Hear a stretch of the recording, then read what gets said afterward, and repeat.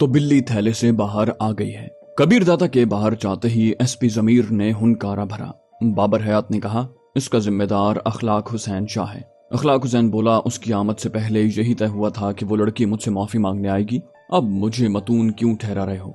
बाबर हयात ने तलखी से कहा, क्योंकि ये बात शहाब साहब ने उसे कहना थी और बात लड़की के माफी मांगने की थी, उसके साथ रात गुजारने की नहीं।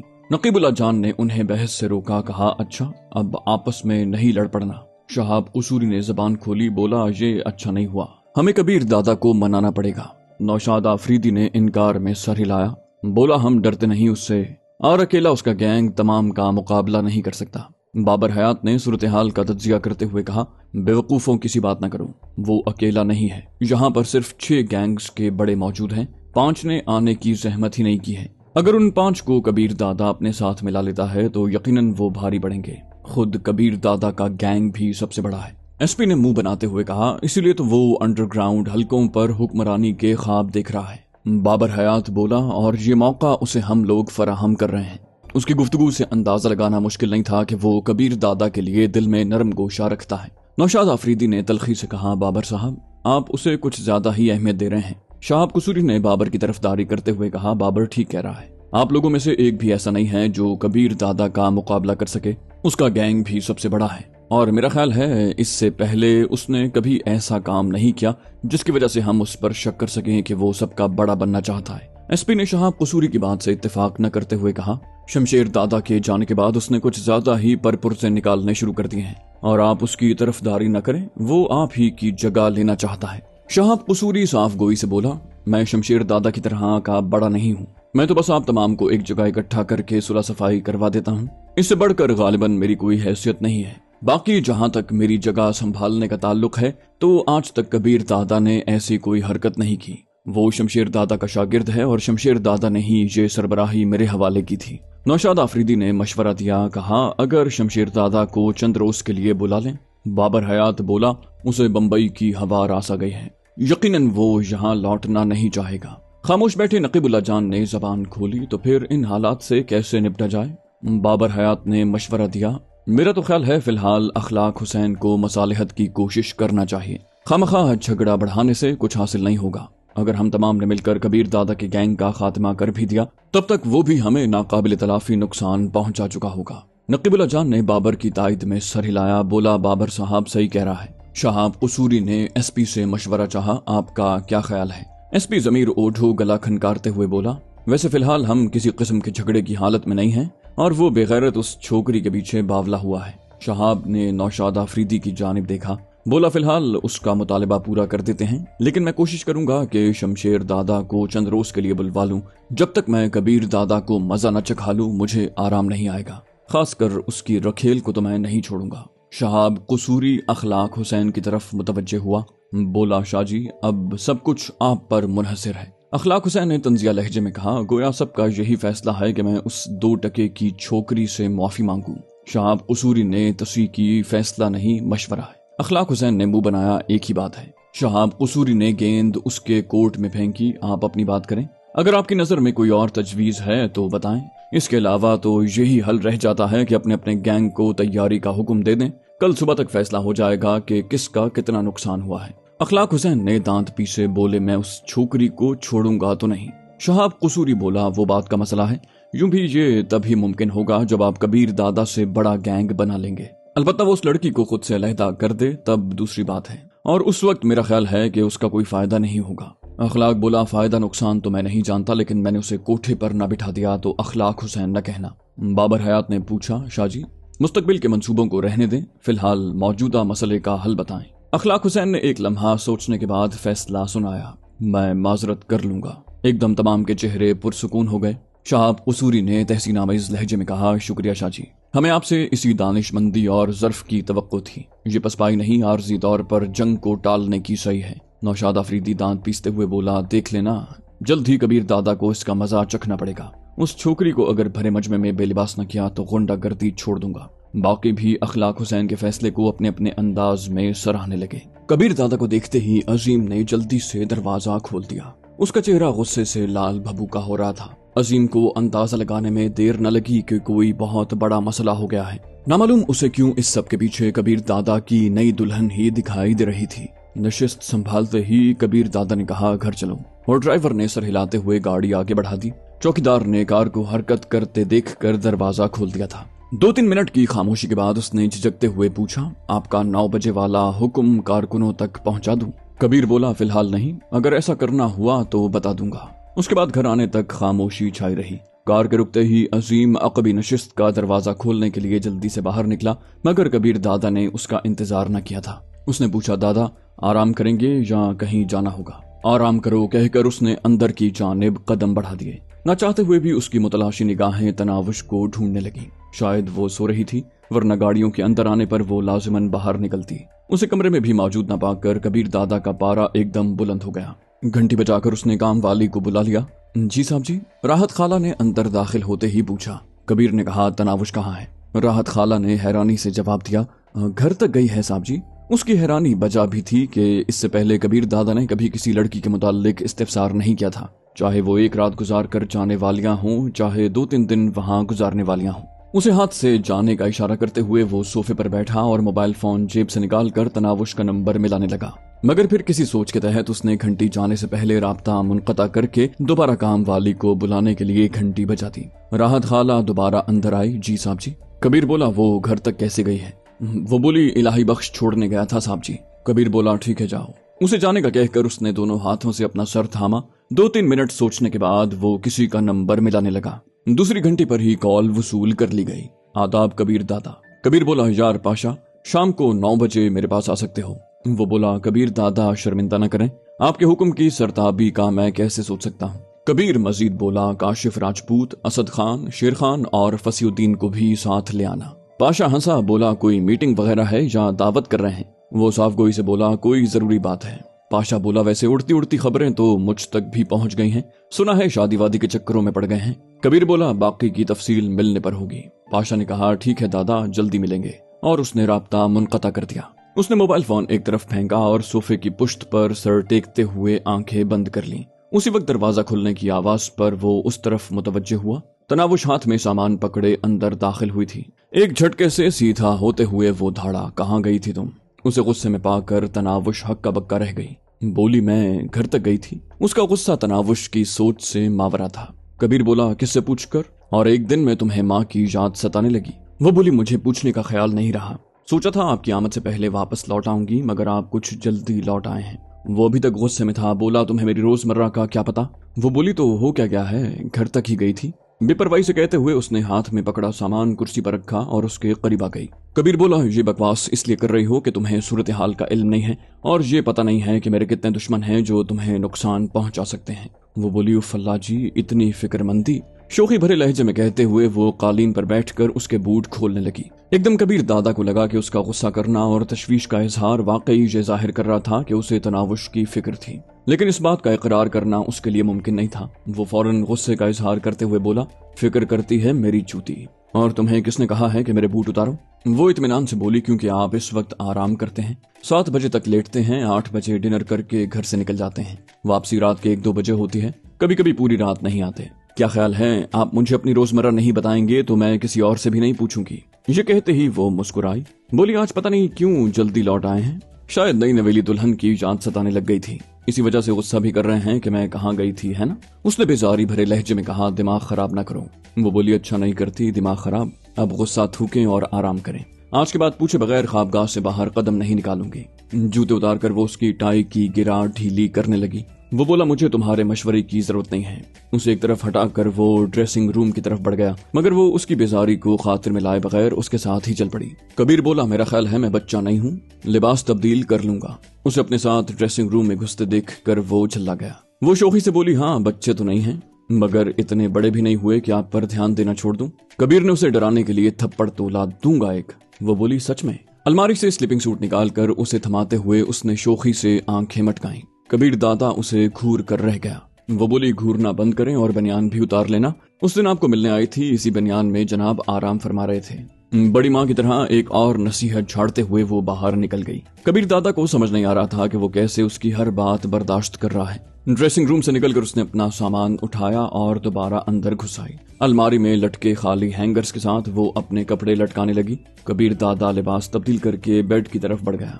वो भी अपने कपड़े और जूते वगैरह संभाल कर बेड की तरफ बढ़ गई। उसके साथ पड़े तकिए पर कोहनी से टेक लगाकर बैठते हुए वो उसके बालों में उंगलियां फेरने लगी। तनाविश बोली, आज जल्दी क्यों आए? उसका लहजा बिल्कुल किसी ख्याल रखने वाली बीवी का सा था। कबीर बोला, तुम्हें इससे क्या कि मैं किस वक्त लौटता हूँ? बताया है ना, जो चंद दिन जहाँ गुजारने हैं अपने काम से काम रखा करो। ये कहते ही उसने तनावुश का हाथ सर से दूर धकेला। सोने दो मुझे। वो बोली, सुला ही रही हूँ ना। मुंह बनाते हुए वो दोबारा उसके सर में उंगलियां फेरने लगी। वो चिल्लाते हुए बोला, लेकिन मैं इसका आदी नहीं हूँ, मुझे इस तरह नींद नहीं आएगी। वो इत्मीनान भरे लहजे में बोली, तो जब तक मैं यहाँ हूँ आदत डाल लें। वो बिफरे हुए लहजे में बोला, मेरा ख्याल है तुम्हें आज ही वापस भेजना पड़ेगा। तनावुश ने शोखी भरे लहजे में पूछा, क्या तंग नहीं करूंगी तो वापस नहीं भेजेंगे? अपना हाथ उसने पीछे नहीं हटाया था। वो लहजे में तलखी समोते हुए बोला, कम से कम आज तो नहीं भेजूंगा। वो बोली, धमकियां न दें, ये लें, नहीं करती तंग। मुंह बसोरते हुए वो पीछे होकर घुटनों में सर देकर बैठ गई। कबीर दादा ने आंखें खोलकर उसकी तरफ सर घुमाया। वो छोटी सी बच्ची की तरह घुटनों पर सर टेके मुंह बनाए बैठी थी। कबीर दादा के होंठों पर हंसी नमूदार हुई। वो उसकी हालत देखकर महजूज होते हुए बोला, तुम्हारे रूठने से मुझे कोई फर्क नहीं पड़ेगा। गहरी स्याह आंखों में उदासी भरे वो उसकी तरफ मुतवज्जे हुई। बोली, किसी की बेबसी का मजाक नहीं उड़ाते। कबीर दादा के दिल को कुछ होने लगा था। वो बोला, अच्छा जो करना है करो, टसवे बहाने की जरूरत नहीं है। बाकी आज नहीं तो कल तुम्हें जाना तो पड़ेगा। वो बोली, कल की कल देखी जाएगी। खुशी से चहकते हुए उसने दोबारा तकिए पर कोहनी टेकी और उसकी मुलायम उंगलियां कबीर दादा के बालों में सरसराने लगी। किस वक्त जगाऊं? इस मर्तबा नाक भूं चढ़ाए बगैर कबीर दादा ने जवाब दिया, 7:30 तक जाग जाता हूँ। ठीक है कहकर वो अपने काम में लगी रही। थोड़ी देर बाद ही कबीर दादा के सांस भारी हुए और वो नींद में डूब गया। असर की अजान सुनकर वो वुजू करने गुस्ल खाने में घुस गई। वुजू करके उसने एक खाली कमरे में जायनमाज बिछाई जहां कोई तस्वीर वगैरह टंगी हुई नहीं थी, वरना तो हर जगह जंगल के बादशाह की तस्वीर लगी हुई थी। जायनमाज वो घर से उठा लाई थी। नमाज पढ़कर बावर्ची खाने में घुसते हुए वो राहत खाला का हाथ बटाने लगी। साथ साथ वो कबीर दादा की पसंद और नापसंद वगैरह के बारे में भी राहत खाला को कुरेदती रही। बातों ही बातों में राहत खाला कहने लगी, बीबी जी सच कहूँ तो आपके साथ साहब जी का रवैया अजीब सा है। इससे पहले उसने कभी किसी खातून के बारे में मुझसे कुछ दरियाफ्त नहीं किया। आज तो हकीकत में इतना गुस्से में थे कि मैं डर गई थी। तनावुश को राहत खाला की बात सुनकर खुशी महसूस हुई। बोली, क्या पूछ रहे थे? राहत खाला बोली, यही कि कहाँ और किसके साथ गई है। परेशान नजर आ रहे थे। तनावुश बोली, खाला आप जानती तो हैं इन्हें अपने दुश्मनों की वजह से परेशानी रहती है। राहत खाला मानी खेज लहजे में बोली, दुश्मन इन्हें क्या कह सकते हैं, वो तो बस आपकी वजह से परेशान थे। तनावुश खुशी से चहकी। बोली, तो बीवी के लिए शौहर को परेशान होना पड़ता है ना खाला। राहत खाला बोली, बीबी जी खफा ना हो तो एक बात बोलूं। तनावुश उसकी तरफ मुतवज्जे हुई। बोली, कहो खाला। खाला बोली, साहब जी औरतों के मामले में मुस्तकिल मिजाज नहीं है। तनावुश बोली, खाला जानती हैं आज तक आपके साहब को बीवी मिली ही नहीं। बाजारी औरतें किसी मर्द की जिस्मानी ख्वाहिशात को तो वक्ती तौर पर पूरा कर देती हैं, मगर वो बीवी की जगह नहीं संभाल सकती। एक मर्द को सिर्फ बिस्तर के साथी की जरूरत नहीं होती, उसकी और भी कई जरूरियात होती हैं जिन्हें एक मोहब्बत करने वाली बीवी ही पूरा कर सकती है। बाजारी और हर मर्द के बिस्तर की जीनत बनने वाली औरतों के लिए मुमकिन नहीं होता कि वो मर्द के नाज नखरे बर्दाश्त कर सकें। राहत खाला बोली, गोया आपको लगता है कि आप साहब को अपने हाथ में कर लेंगी। उसके लहजे में बेयकीनी थी। तनावुश बोली, मैं उन्हें बीवी और किराए की औरत के फर्क से आगाह करूंगी, बाकी ये उन पर मुनहसिर है कि वो क्या फैसला करते हैं। तनावुश के लहजे में उदासी दराई थी। खाला बोली, अल्लाह पाक आपको कामयाब करे बीबी जी। वो ममनूनियत से बोली, ऐसी दुआएं तो किसी अपने के लिए की जाती हैं खाला। राहत खाला ने खुलूस भरे लहजे में कहा, आप मेरे लिए अपनों की तरह ही हैं बीबी जी। तनावुश बोली, अगर अपना समझती तो बीबी जी न कहती, बेटी कहकर बुलाती। खाला बोली, मैं अपनी हैसियत जानती हूँ ना। तनावुश ने उसके दोनों हाथ थामते हुए कहा, हैसियत का ताजुन पेशे से नहीं किरदार से होता है खाला जान। राहत खाला जज्बाती हो गई। बोली, अल्लाह पाक आपको खुश रखे बेटी। वो बोली, शुक्रिया खाला जान, और माजरत खा हूँ कि आज सुबह मैंने आपको खामखा डांट दिया, बस यूं ही गुस्सा आ गया था। राहत खाला बोली, नहीं बेटी आपकी बात बिल्कुल ठीक थी, मुझे बर्तन धोकर रखने चाहिए थे, मगर जब कोई निगरान नहीं होता तो मुलाजिम काम चोर हो जाते हैं। तनावुश बोली, अच्छा आप फिक्र न करें, मैं आ गई हूँ ना, आपका हाथ बटा दिया करूंगी, बल्कि कल से बावर्ची खाने की तरफ से आप बिल्कुल आजाद हैं। राहत खाला महजूब सी हो गई। बोली, नहीं बेटी आप तंग पड़ जाएंगी, तनावुश शर्माते हुए बोली, उनके कामों की वजह से मैं तंग नहीं पड़ती खाला जान। राहत खाला ने खुलूसे दिल से दुआ की, अल्लाह पाक आपके रिश्ते को खुशियों भरी तवालत दे। तनावुश के होंठों से बेसाख्ता फिसला आमीन। राहत खाला मानी खेज अंदाज में मुस्कुरा दी। तनावुश भी खफीफ अंदाज में हंस दी। शाम की अजान सुनकर वो नमाज पढ़ने चल दी। नमाज पढ़कर वो ख्वाबगाह में दाखिल हुई। कबीर दादा अब तक बेखबर पड़ा था। गुस्ल खाने में उसने गुस्ल किया और नए कपड़े पहनकर सिंगार मेज के सामने खड़ी हो गई। मेकअप का सामान तो वहां मौजूद नहीं था कि वो सचती संवरती। बस बालों को कंघी करके उसने खुशबू लगाई और कबीर दादा को उठाने बेड की तरफ बढ़ गई। उसके साथ नीम दराज होते हुए वो उसके बालों में उंगलियां फेरने लगी। आंखें खुलते ही कबीर दादा की नजरें दीवार से टंगी घड़ी की तरफ उठी। वक्त देखते ही उसने मुंह बनाते हुए बेजारी भरे लहजे में कहा, 7:30 बजने में 20 मिनट रहते हैं। वो हंसी बोली, तो किसने कहा आप उठ जाएं, लेटे रहिए। कबीर बोला, और ये जो मेरे सर में हल चला रही हो इसका क्या? वो बोली, आपको जगाने के लिए ऐसा कर रही हूँ, उठाने के लिए नहीं। चंद मिनट मेरा भी तो हक बनता है कि आपके साथ लेट कर 2 बातें कर लूं। कबीर बोला, तुम्हारे नाज और लाड उठाने के लिए नहीं लाया हूँ मोहतरमा। वो फलसफियाना लहजे में बोली, तो किसने कहा है कि मेरे नाज उठाएं?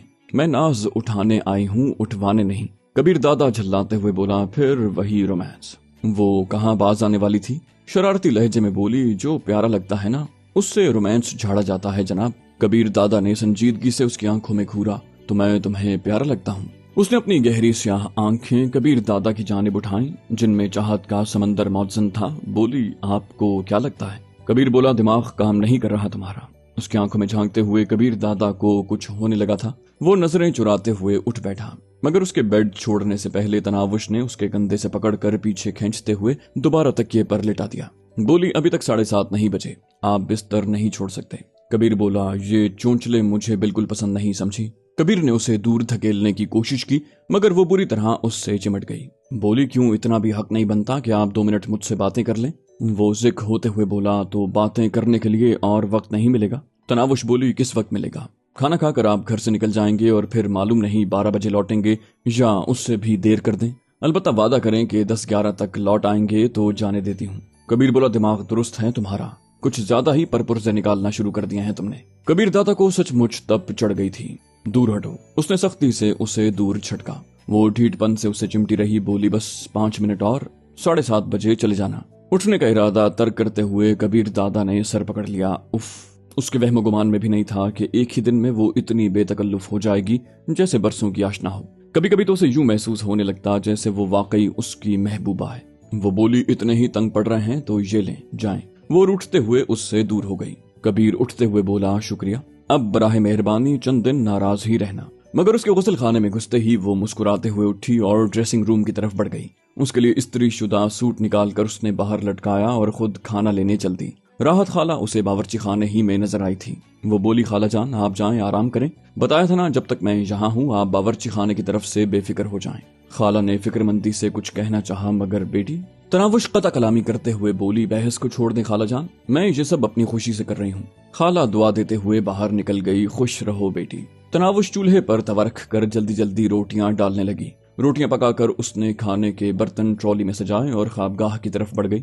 राहत खाला ने उसे बताया था कि कबीर दादा खाना वगैरह कमरे ही में खाता है। डाइनिंग हॉल का वसी कमरा सिर्फ मेहमानों की आमद पर इस्तेमाल होता था। उसके खाना लगाने तक कबीर दादा भी तैयार होकर आ गया था। उसी वक्त तपाई पर रखे इंटरकॉम की घंटी बजी। कबीर दादा ने रिसीवर उठाया। चौकीदार ने मौदबाना लहजे में कहा, सर अखलाक हुसैन शाह साहब तशरीफ लाए हैं, ड्राइंग रूम में भेज दिया है। वो बोला, ठीक है। मुख्तसर कहते हुए उसने रिसीवर वापस रख दिया। कबीर बोला, मेरा मेहमान आ गया है, तुम खाना खा लो, मैं बाद में खा लूंगा। तनावुश का जवाब सुने बगैर वो ड्राइंग रूम की तरफ बढ़ गया। वो बस खफा नजरों से उसे घूरती रही। ख्वाबगाह से निकलते ही उसे दरवाजे से अंदर दाखिल होता हुआ अखलाक हुसैन नजर आया। उसके होंठों पर नदामत भरी मुस्कुराहट थी। कबीर दादा ने आगे बढ़कर उससे मुसाफा करते हुए कहा, बैठें शाहजी। शुक्रिया कहते हुए उसने सोफे पर नशिस्त संभाली। भाभी नजर नहीं आ रही। कबीर बोला, हाँ वो कमरे में है। ये कहते ही उसने तनावुश को पुकारा। वो दरवाजे की दर से आने वाले को झांक रही थी। कबीर दादा की आवाज सुनते ही उसने पीछे होकर सर पर दुपट्टा दुरुस्त किया और दरवाजा खोलकर बाहर निकल आई। अस्सलाम वालेकुम भाईजान। करीब पहुंचकर उसने धीमे लहजे में अखलाक हुसैन को सलाम किया। अखलाक हुसैन ने उठकर उसके सर पर हाथ रखते हुए कहा, वालेकुम अस्सलाम। वैसे आप मेरी बेटी की हम उम्र हो, मगर कबीर भाई की वजह से आपको भाभी ही कहना पड़ेगा। वो मुस्कुरा दी, जी भाईजान। اخلاق بولا آپ کی شادی پر تو نہیں آ سکا کہ آپ نے جھٹپٹ میں سب کچھ کر لیا، بہرحال میری طرف سے یہ حقیر سا تحفہ قبول فرمائے۔ اخلاق حسین نے خوبصورت پیکنگ میں لپٹا ہوا ایک چھوٹا سا پیکٹ اس کی طرف بڑھایا۔ وہ بولی اس کی کوئی خاص ضرورت تو نہیں تھی بھائی جان۔ یہ کہتے ہوئے اس نے سوالیہ نظروں سے کبیر دادا کی طرف دیکھا اور اس کے اسبات میں سر ہلانے پر اس نے وہ پیکٹ پکڑ لیا۔ شکریہ بھائی جان، اخلاق حسین نے بظاہر اخلاص بھرے لہجے میں کہا۔ جیتی رہو۔ مگر نامعلوم کیوں تناوش کو اس کے لہجے میں خلوص کی سخت کمی محسوس ہو رہی تھی۔ کبیر دادا نے اسے واپس جانے کا اشارہ کیا۔ ٹھیک ہے تم جاؤ۔ وہ سر جھکائے خوابگاہ کی طرف بڑھ گئی۔ اس کے خوابگاہ میں غائب ہونے تک اخلاق حسین کی آنکھیں اسے گھورتی رہیں۔ کبیر دادا کے گلا کھنکارنے پر اخلاق حسین نے گڑبڑا کر اس کی طرف دیکھا اور خفیف ہوتے ہوئے بولا، ویسے بھابھی کچھ زیادہ کم عمر نہیں ہے؟ کبیر دادا بے پرواہی سے بولا، غور نہیں کیا؟ اخلاق بولا، اچھا میں 2 کاموں کے لیے حاضر ہوا تھا۔ ایک تو کل رات میرے ہاں چھوٹی سی تقریب ہے، آپ کو اپنی بیگم کے ساتھ حاضری دینا ہوگی، اور دوسرا کام آپ کو معلوم ہے، اگر آپ چاہتے ہیں کہ واضح انداز میں بھابھی سے معذرت کروں تو مجھے کوئی اعتراض نہیں ہے۔ کبیر بولا، ایسی کوئی بات نہیں ہے شاہ جی، اگر آپ مجھے اسی وقت روک کر اپنے الفاظ واپس لے لیتے تو مجھے ضد پر جری نہ پاتے۔ اخلاق حسین اٹھتے ہوئے مسکرایا، بولا، شکریہ، ویسے ایسی لڑکی کے لیے اتنا غصہ کرنا تو بنتا ہے۔ کبیر دادا نے بھی اپنی جگہ چھوڑ دی، بولا، کھانے کا وقت ہے؟ اخلاق حسین بولا، کھانا کل رات اکٹھے کھائیں گے، اس وقت میں کسی دعوت میں جا رہا ہوں، آپ کی دعوت ادھار رہی۔ کبیر دادا سے الوداع مصافحہ کر کے وہ تیزی سے چلتا ہوا باہر نکل آیا۔ ڈرائیور نے اسے دیکھتے ہی کار کا عقبی دروازہ کھول دیا تھا۔ کار میں بیٹھتے ہی وہ نوشاد آفریدی کا نمبر ڈائل کرنے لگا۔ نوشاد شاید اس کی کال کا ہی منتظر تھا کہ پہلی ہی گھنٹی پر کال وصول کر لی۔ سنائیں شاہ جی؟ اخلاق بولا، اپنا نمبر بھگتایا ہوں، اب کبیر دادا کی باری ہے۔ نوشاد بولا، تفصیل سناؤ یار۔ اس کے لہجے میں کچھ جاننے کی تڑپ تھی۔ اخلاق حسین بولا، بس اسے شادی کی مبارکباد دی، اس فاحشہ کو چھوٹا سا تحفہ دیا اور واپس آ گیا۔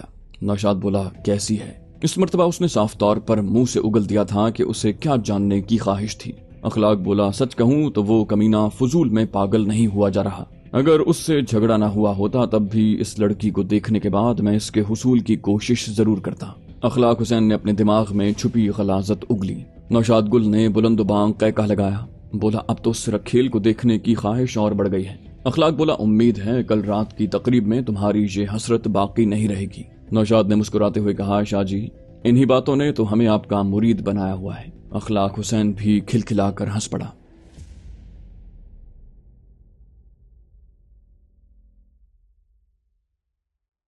تو دوستو، یہ تھی ہماری آج کی ایپیسوڈ۔ امید کرتے ہیں آپ کو ہماری کہانی پسند آئی ہوگی۔ جانے سے پہلے اس ویڈیو کو لائک کیجیے اور شیئر کرنا مت بھولیے۔